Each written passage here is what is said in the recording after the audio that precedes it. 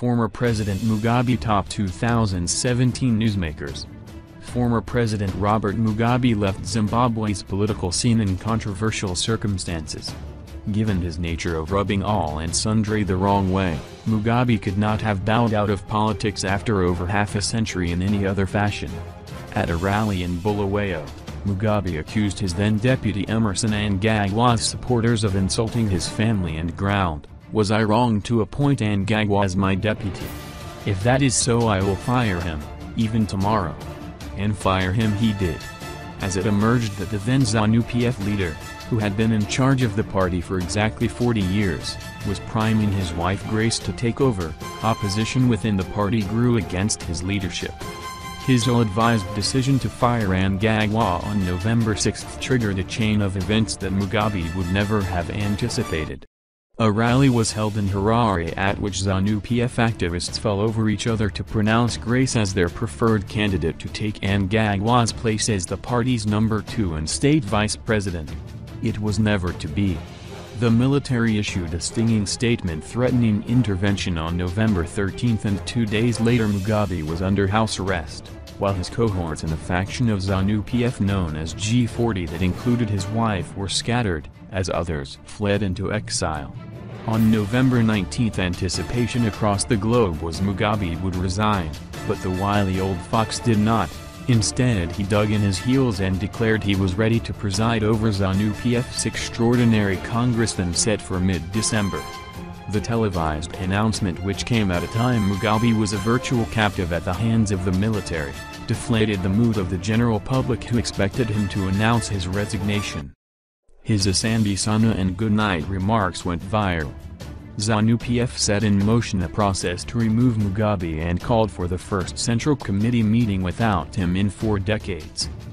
The party resolved to remove him as first secretary and president. In his stead, Mnangagwa, who was forced into exile then, allegedly fearing for his life, was elevated to take charge. 2 days later, Parliament was convened to consider a motion to impeach Mugabe, and as Senator Monica Mutvanwa introduced the motion minutes after 2 p.m. Mugabe resigned. Finally, it was over. Then Zimbabwe Defense Forces Commander General Constantine Chiwenga had become an instant hero among the people, and his sidekick Major General Sibusiso Moyo, who was given the task of announcing the military takeover in the early hours of November 15, was fated. Moyo turned into an instant idol after announcing the military intervention with this statement: "Firstly, we wish to assure our nation, His Excellency the President of the Republic of Zimbabwe and Commander-in-Chief of the Zimbabwe Defense Forces, Comrade Robert Mugabe and his family are safe and sound and their security is guaranteed. We are only targeting criminals around him who are committing." Mnangagwa returned to Zimbabwe and was quickly inaugurated as the country's president. He has since appointed Chiwenga and Kemba Mohadi as his vice presidents, cementing a national sentiment that it is indeed the military that is in charge. ZANU-PF as an institution also made headlines almost on a daily basis, albeit for the wrong reasons. The internal power struggle for Mugabe's succession reached a tipping point in the year, with 2 distinct factions, the G40 and Team Lacoste, at each other's throats in a vicious catfight for Mugabe's throne. In April, Team Lacoste led by Mnangagwa tried to engineer the expulsion of then-party National Commissar Saviour Kasakouwere, triggering nationwide wildcat demonstrations that came to naught. Grace jumped to Kasakouwere's defense and the issue died a natural death. Mnangagwa's Politburo fight with then Higher Education Minister Jonathan Moyo also caught the eye.